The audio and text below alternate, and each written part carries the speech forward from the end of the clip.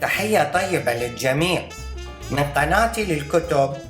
أقدم لكم تحيتي وكتابي لهذه المرة الذي اسمه من قتل بالومينو موليرو للبيرواني ماريو بارياس يوسا. أقترحه لكم بحرارة. تبدأ الرحلة باكتشاف جثة جندي معلقة على شجرة مشوهة، بما يعني أن القاتل لم يكتفي بقتله بل أراد أن يشفي غليلته. هكذا فكر الجميع عندما رأوه.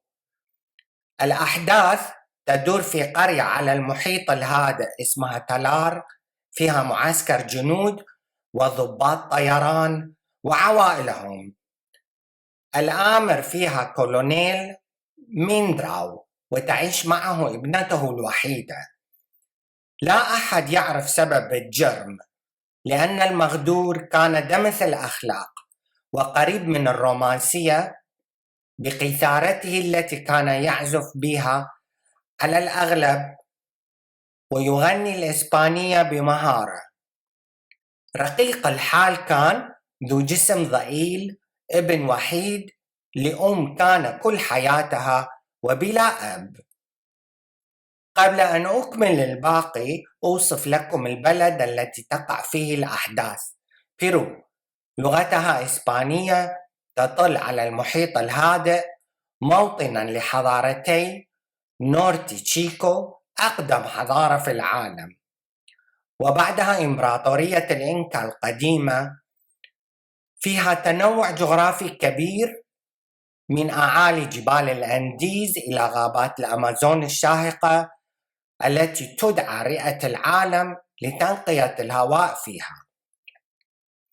الممتع في هذا البلد التنوع السكاني بالنسبة لي أنا شخصياً، حيث الهنود الأمريكيين والأوروبيين والأفارقة والآسيويين.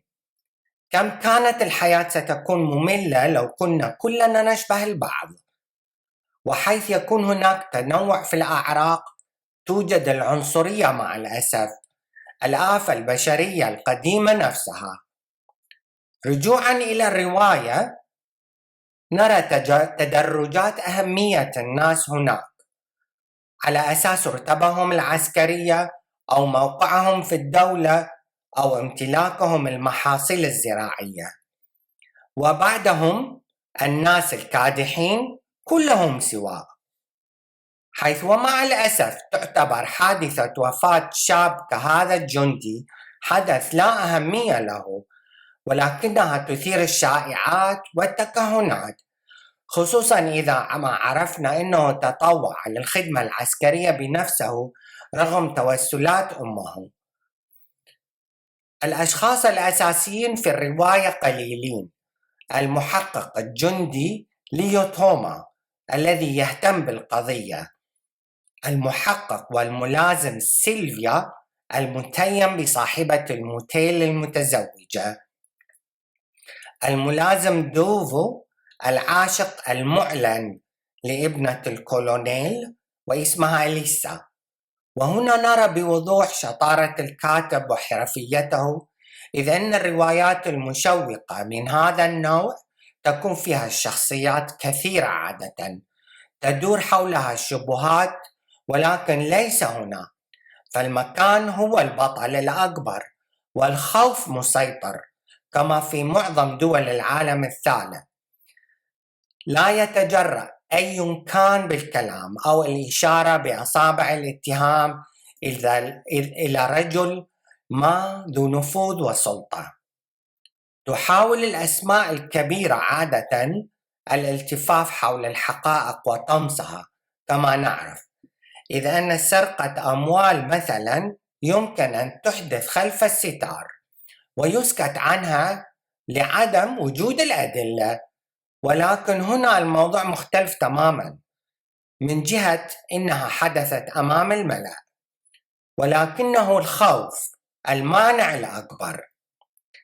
يكفي أن أذكر لكم أن بيرو بلد جار لبوليفيا التي لمع منها تشي جيفارا، وتأثير ثورته الاشتراكية على بيرو وتبعات الشيوعية، لنقدر الخوف من السلطات الذي يعانيه شعبها من رموز الأنظمة.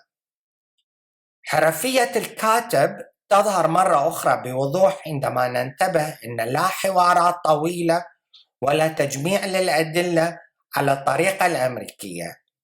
الكلام مختصر وقوي بين الشخوص بدون مبالغات، تعبير عن خوف الأبطال ببساطة بدون كلمات كبيرة.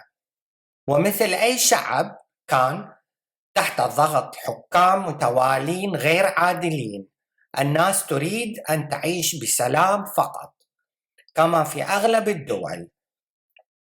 في بلد مثل بيرو، رغم كثرة الموارد، تظل الأسماك وصيدها مورد مهم للعائلة، والزراعة قوت يومي. انظروا هنا إلى تعدد الموارد الغذائية والبيئية الغنية بالتنوع.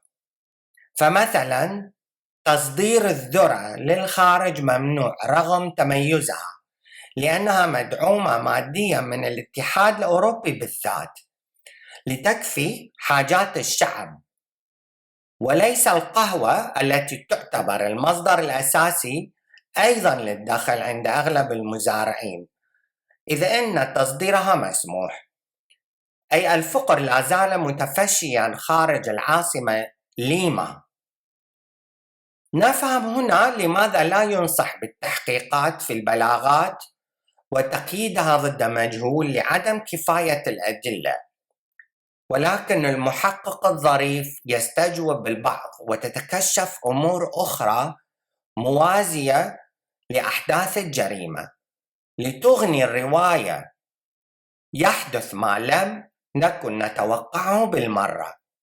يتقدم أحد ما من الملازم والجندي ويحكي لهم عن معلومة ما، نكاد نسمع صوت دوي من الكلمات والسطور من هول المفاجأة، وبالطبع تدور الإشاعات بعدها عن علاقات وهمية للمغدور وعلاقته بشخصيات من خارج البلاد، وقصص جاسوسية مختلقة وخوض في الأعراض.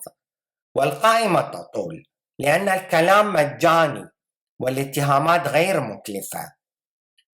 نفكر مرة أخرى إن الحياة رغم سهولتها لا يمكن التكهن بما سيحدث فيها ولا معرفة ما حدث، وهذا ما أراد أن يعرفنا به ماريو بارياس في هذه الرواية التي رغم قصرها أوصل لنا فيها فكرته بصورة ممتعة سلسة. اللا عدالة في الحياة والفوضى، وأسئلة كثيرة تدور في خلدنا الآن. وبعد الانتهاء من القراءة أعي إنني أحببت الأبطال كلهم، بل اشتقت لهم، لأنهم من دم ولحم، يصيبون ويخطئون، يتقاذفون السباب. إنها الحياة الحقيقية، لا حياة الكمال الموجودة في بعض الكتب، ولكأننا في عالم أفلاطوني. وهنا أذكر السياسي الصحفي البروفيسور الجامعي ماريو بارياس يوسا، كان قريبا من فيديل كاسترو ورئيس كوبا، واختلف معه بعدها.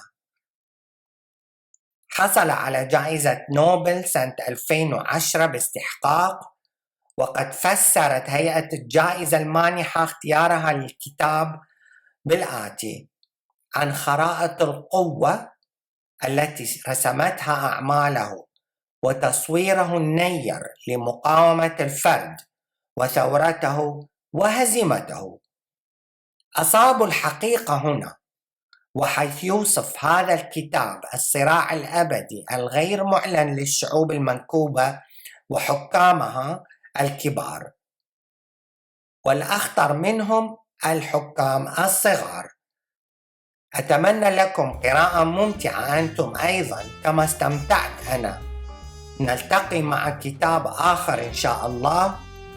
ولا تنسوا الاشتراك والمشاركة مع أصدقائكم، والشكر الجزيل لاستماعكم.